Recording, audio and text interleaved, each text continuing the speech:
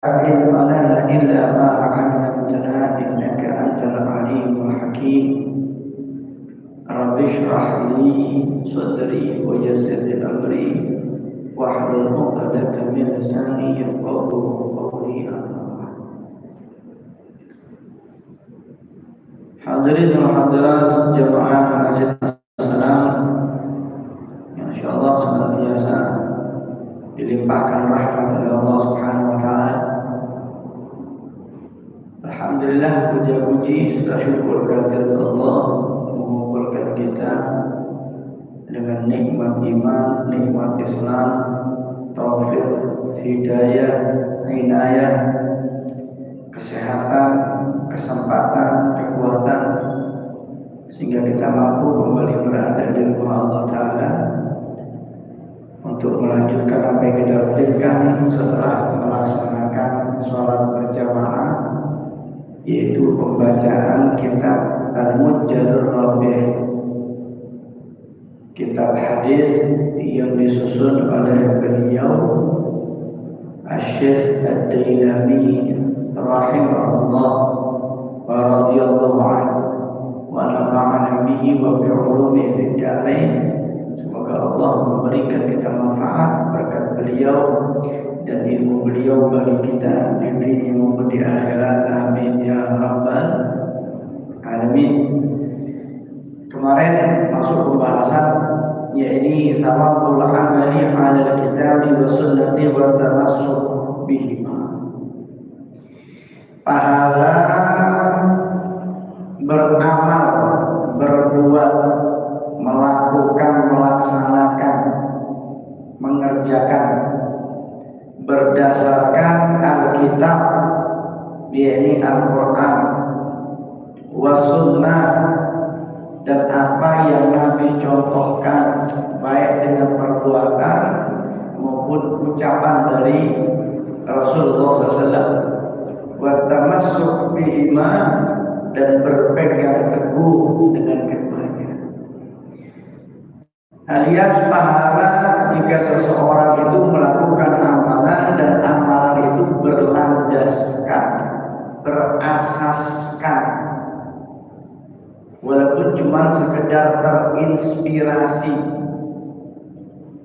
dari apa yang ada di Al-Quran dan apa yang Nabi contohkan atau bahkan Nabi anjurkan, walaupun seumur hidup Nabi tidak pernah mengerjakan.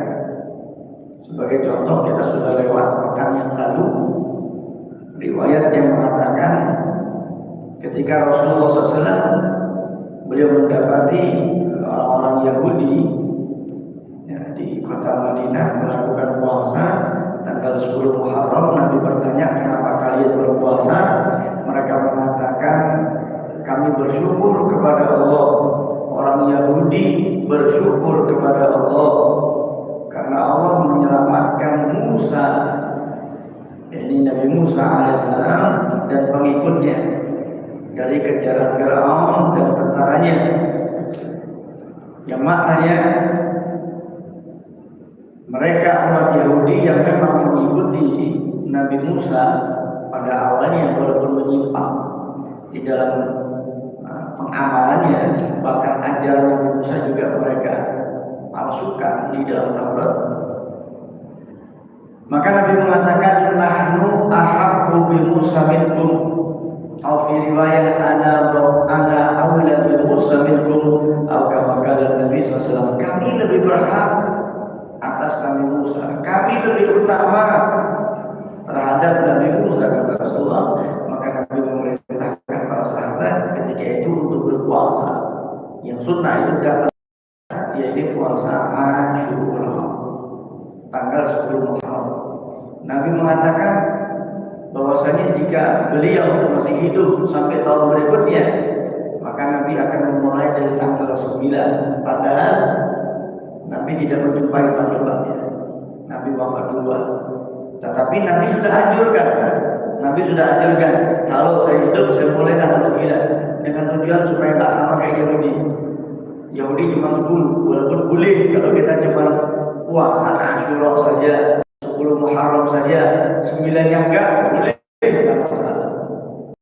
Tapi alangkah lebih baiknya kalau tidak sama dengan mereka orang-orang Yahudi. Nah, maka puasa 9-10 atau 10-11. Ya, kalau mau dimulai dari tanggal 1, yang jelas ini bulan memang adalah bulan yang dianjurkan untuk berpuasa. Walaupun kalau sampai penuh 30 hari makruh hukumnya. Tapi orang mau puasa 27 hari, 28 hari, bulan ini sunnah.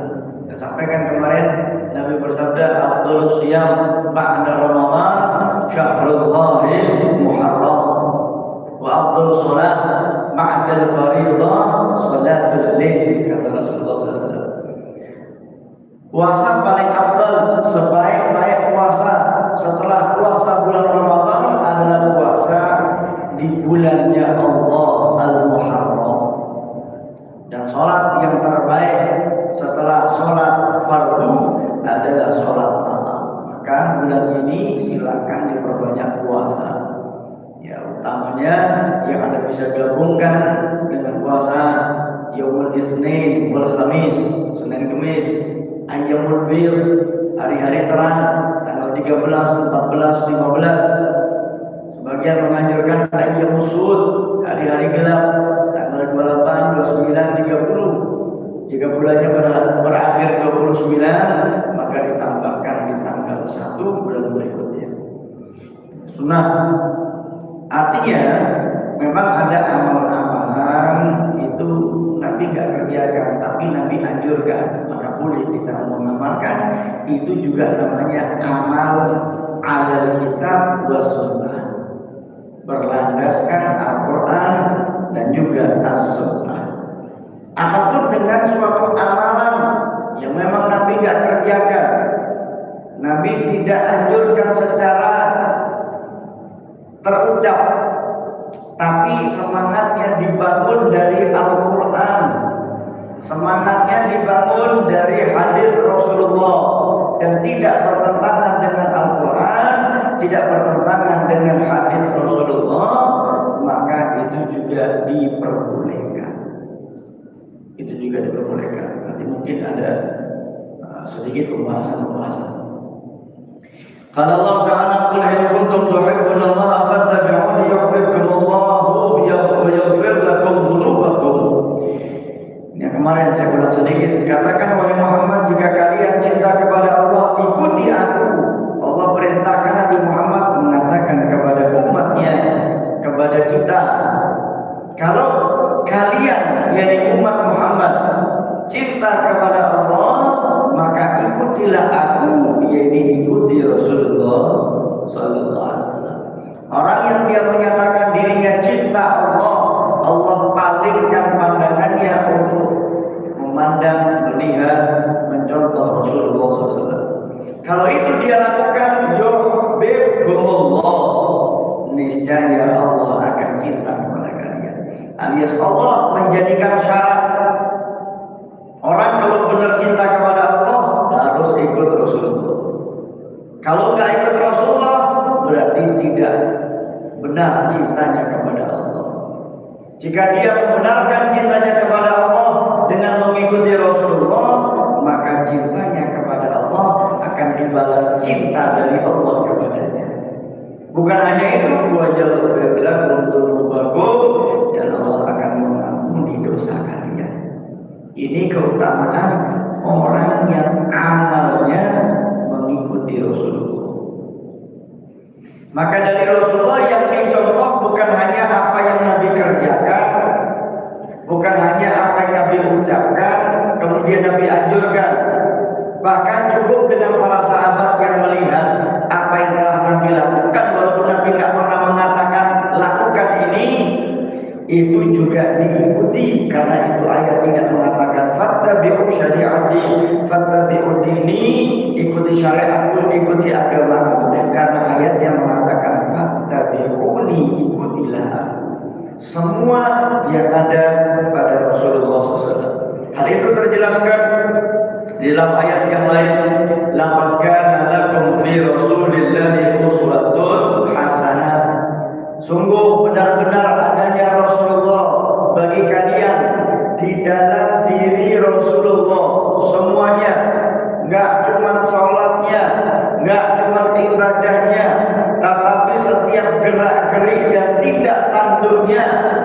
bagi kalian adalah uswatun hasanah, role model, contoh tauladan yang baik untuk kita bisa contoh semuanya.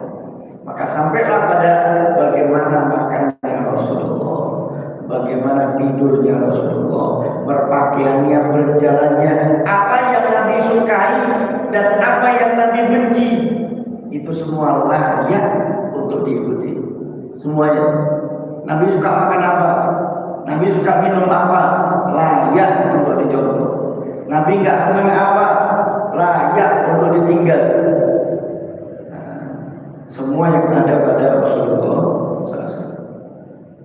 Maka saya jelaskan kemarin, Nabi itu kalau mau melakukan apapun diukur oleh Rasulullah, bukan dengan kemampuan beliau, tapi dengan kemampuan umatnya. Kira-kira kalau saya melakukan ini, umat saya bisa contoh nggak ya? Kira-kira kalau saya berbuat ini, umat saya sanggup nggak kerjakannya dengan rutin, bukan sekali-sekali. Maka Nabi membatasi gerak-geriknya, bahkan ibadahnya untuk sesuatu yang mudah diikuti dan dicontoh secara kontinu oleh umatnya. Nah, maka kemarin saya sebutkan, Nabi sholat nggak pernah banyak, nggak banyak sholat Nabi. Sholat sampai kaki bengkak dia, karena satu rakaat bisa lama itu. Satu rakaat bisa berjam-jam sholat Nabi. Tapi jumlah rakaatnya nggak banyak. Anda nggak bukan ada Nabi pernah sholat witir 101 rakaat, nggak ada. Nabi witir cuma 11. Ada satu riwayat yang mengatakan 13. Nabi sholat duha 8 rakaat. Ada riwayat mengatakan 12 rakaat. Walaupun Nabi sanggup kalau mau mengerjakan 100 rakaat, sanggup. Tapi beliau sadar beliau adalah uswatun hasanah. Beliau sadar ada ayat yang tadi disebutkan, fattabi'uni, ikuti aku. Maka Nabi takut ada amalannya yang umatnya tidak sanggup untuk mengikuti. Itu Rasulullah. Sampai gerak-geriknya khawatir Nabi umatnya nggak bisa mengikuti. Nabi sholat tarawih malam pertama, malam kedua, malam ketiga, malam selanjutnya nggak berangkat ke masjid. Nggak lagi berangkat ke masjid. Kenapa? Beliau sadar ada ayat fattabi'uni, ikuti aku. Takut umatnya nggak bisa ngikuti. Kalau tarawih 1 bulan. Tapi apa boleh kita tarawih di masjid jamaah 1 bulan? Boleh, walaupun Nabi tidak kerjakan. Tapi asasnya dari sunnah Rasulullah. Itu salah satu contoh. Nabi nggak pernah kerjakan. Nabi itu mendapati Ramadan setelah turunnya perintah kewajiban puasa. Ya ayyuhalladzina amanu kutiba 'alaikumus shiyamu kama kutiba 'alal ladzina min qablikum la'allakum tattaqun. Semenjak itu ayat itu turun tahun kedua Hijriah, bulan Sya'ban, bulan depannya Ramadan.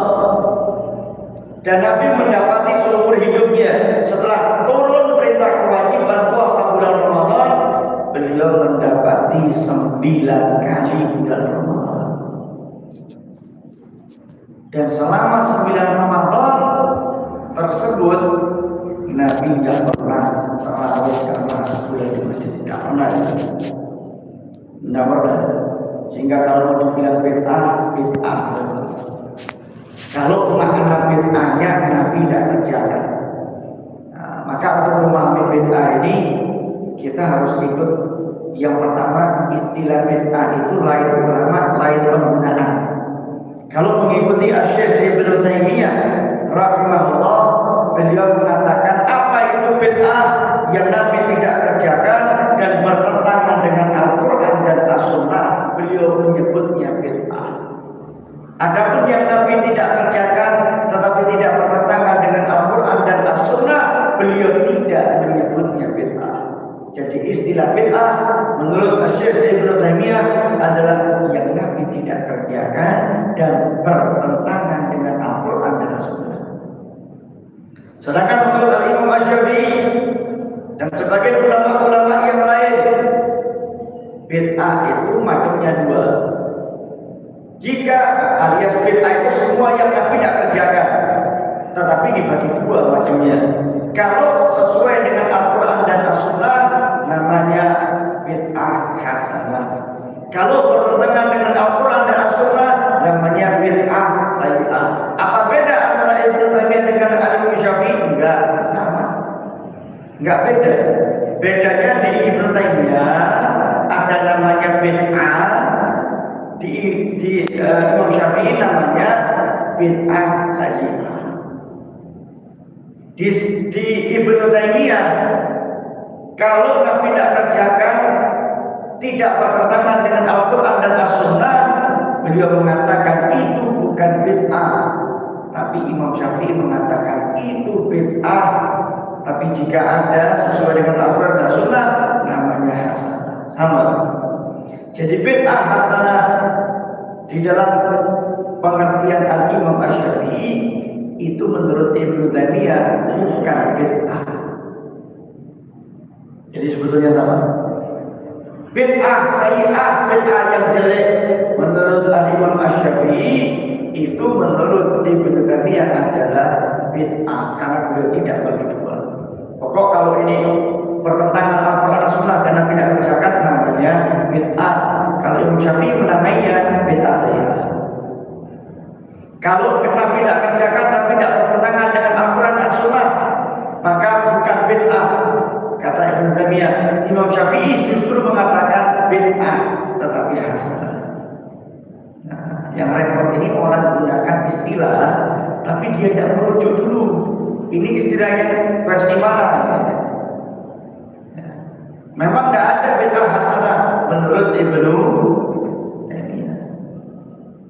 Tapi beliau tidak mengatakan semua yang tidak dikerjakan Nabi sebagai bid'ah. Enggak. Nah, ini supaya jelas ya.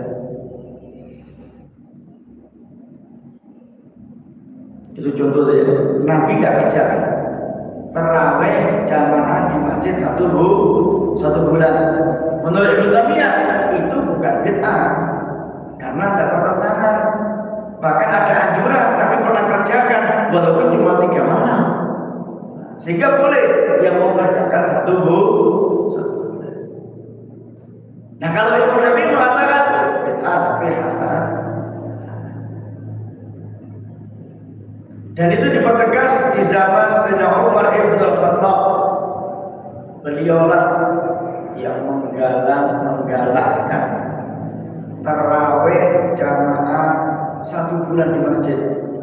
Itu baru ada di zaman Sayyidina Umar ibn al-Khattab radhiyallahu anhu. Maka beliau mengatakan hadhihi ni'matul bid'ah. Ini sebaik-baiknya bid'ah. Tapi bid'ah yang dimaksud oleh Sayyidina Umar ibn al-Khattab yang hasanah. Itulah kenapa menjadi alasan Imam Syafi'i membagi ada dua. Karena kalau tidak dibagi dua, berarti itu kerjaan bid'ah dikerjakan oleh Sayyidina Umar ibn al-Khattab. Tapi Syekh Ibnu Taimiyah mengatakan, ya itu bukan bid'ah namanya. Ini cuma beda versi istilah.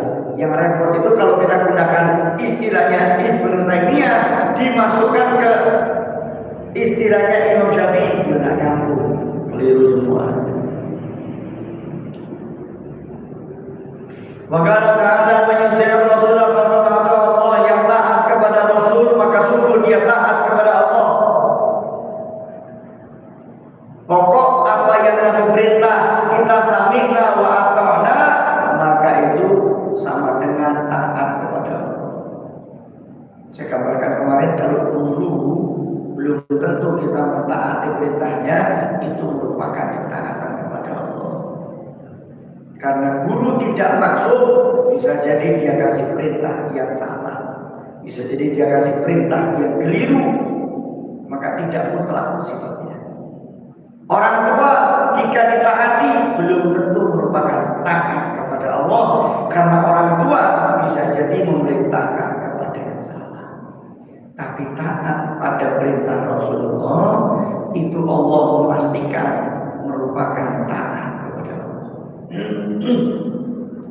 Wa qala ta'ala innama kana qaulal mu'minina idza du'u ila Allahi wa rasulihi liyahkuma bainahum an yaqulu sami'na wa ata'na wa ulaika humul muflihun wa man yuti'illaha wa rasulahu wa yakhsha Allah wa yattaqihi fa ulaika humul faizun. Allah Ta'ala berfirman, hanyalah adanya ucapan orang-orang beriman idza du'u ila Allahi wa rasulihi, ketika mereka menyeru, ketika mereka disuruh kepada Allah dan kepada Rasulnya, liyahkuma bainahum, agar Rasulullah memberikan hukum di antara mereka, Nabi memberikan hukum di antara kita. Ayyaqulu, maka mereka orang-orang yang beriman, ayyaqulu, mereka akan mengatakan sami'na wa ata'na. Apapun bentuk perintah Nabi, sami'na wa ata'na, nggak pakai protes. Ini orang beriman. Apa yang Nabi perintah, sami'na wa ata'na. Walaupun pernah mereka sempat mengeluh ketika turun ayat wa in tubdu ma fi anfusikum aw tukhfuhu yuhasibkum billah. Jika kau tampakkan dalam perbuatanmu atau kau sembunyikan pada dirimu, baru ada di hati, belum dikerjakan, Allah akan hisab, Allah akan perhitungkan. Maka mereka mengatakan di antara mereka para sahabat, ya Rasulullah, kullifna ma yutim, kami dikasih beban yang kami tidak sanggup. Lalu Nabi menegur mereka, aturiduna an taqulu kama qala Banu Israil, kama qala Banu Israil sami'na wa asaina. Apakah kalian ingin mengatakan seperti yang dikatakan Banu Israil, kami mendengar tapi kami durhaka, kami tidak taat? Walakin qulu sami'na wa ata'na ghufranaka rabbana wa ilaikal masir. Tetapi katakanlah kami mendengar dan kami taat, kata Rasulullah. Adapun kalau kita tidak sanggup melakukan, kita keliru, kita berbuat salah, ghufranaka rabbana, kami minta ampunanmu wahai Tuhan kami. Jadi apa yang jadi perintah Allah, sami'na wa ata'na. Tapi saya kemarin keliru, minta ampun. Tapi kemarin saya nggak sanggup melakukan, minta ampun. Kemarin saya melanggar perintah, minta ampun, istighfar, taubat. Ya, ini orang beriman. Apapun yang itu Nabi sudah memberikan hukum kepada mereka, sami'na wa ata'na. Bahkan kalau mau diperluas, semua yang diucapkan Nabi adalah yang terbaik untuk diikuti. Semua yang sudah Nabi tentukan hukumnya, persoalannya, bagaimana penyelesaiannya, yang dapat dari Rasulullah, orang beriman akan mengatakan itu yang terbaik, ini yang terbaik. Walaupun ahli-ahli menentang, walaupun pakar-pakar menolak, tapi orang beriman akan mengatakan semua yang dari Rasulullah yang terbaik. Dan jangan khawatir, beliau adalah uswatun hasanah yang Allah hadirkan untuk kita, sehingga semua yang ada pada Nabi pasti terbaik. Maka orang beriman akan mengatakan, jika ada ahli yang punya pendapat berbeda dengan pendapat Nabi, kita lebih ikuti Nabi, bukan ahli. Karena yang ahli bisa berubah pendapatnya. Ilmuwan itu tidak sekali dua kali merubah pendapatnya sendiri, merubah teorinya sendiri. Tapi yang dari Nabi tidak pernah berubah. Maka jika seandainya ilmu pengetahuan sudah berkembang dan itu bertentangan dengan apa yang dilakukan oleh Rasulullah, orang beriman akan mengatakan, maka ilmu pengetahuannya yang keliru. Nabi contoh terbaik. Orang beriman. Ini orang beriman. Karena Allah sudah pertegas beliau uswatul hasanah, yang terbaik. Bagaimana tidurnya, bagaimana cara makannya, bagaimana jeda untuk makanan, berapa banyaknya makanan, apa yang dimakan, semua yang dari Nabi terbaik. Is the best. Nah, ini orang bagaimana? Ya. Nabi mengatakan bagusnya tidur begini, dokter mengatakan bagusnya tidur begini. Yang dari Nabi yang terbaik, bukan dari dokter. Ini orang beriman. Karena imannya berangkatnya jauh, bukan hanya berhenti pada apa yang Nabi lakukan, tapi mengimani apa yang Allah firmankan. Beliau adalah uswatun hasanah. Kalau hanya Nabi yang kerjakan, Allah belum pertegas, mungkin masih ada keraguan, tapi Allah sudah pertegas. Lakum fi Rasulillah, bagi kalian, untuk kalian yang ada pada Rasulullah uswatun hasanah. Maka saya bisa katakan mereka para sahabat Rasulullah adalah orang yang menikmati hidup terbaik dengan cara mencontoh Rasulullah. Walaupun ilmu pengetahuan belum berkembang seperti sekarang, belum ada alat-alat yang canggih untuk mendeteksi kesehatan, tapi cukup mereka contoh Rasulullah terbaik, maka mereka akan mengalami hidup yang terbaik, hidup paling sehat.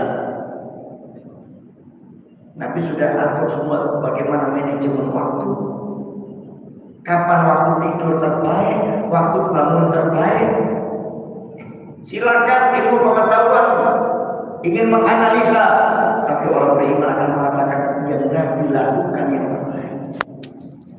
Dan memang tidak sedikit ilmu pengetahuan ujung-ujungnya adalah sesuai dengan apa yang Nabi contohkan.